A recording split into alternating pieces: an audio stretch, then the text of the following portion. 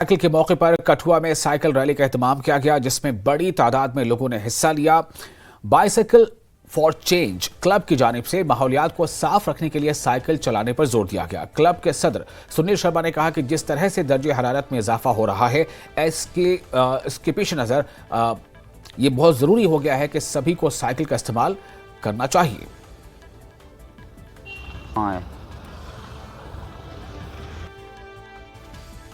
Bicycle for change club ने एक initiative शुरू किया है। हर स्कूल के अंदर हमने एक साइकिलिंग क्लब बनाया है और उसका मकसद यही था कि साइकिल कल्चर को प्रमोट करना और उनके अंदर लीडरशिप क्वालिटी को प्रमोट करना। तो लगभग आज आपने देखा काफ़ी संख्या में बच्चों ने भाग लिया और इसका एक ही मकसद था साइकिल कल्चर को प्रमोट करना।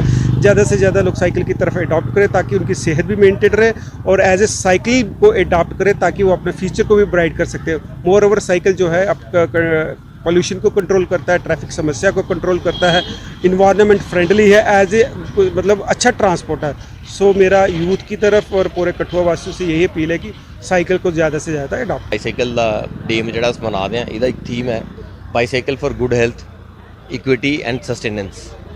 इो सारा मैसेज है भाई बाईसाइकिल करो, इन्वायरमेंट की क्लीन रखो, इक्विटी जी है उसी प्रमोट करो एंड एक सस्टेनेबल इन्वायरमेंट की प्रमोट करो।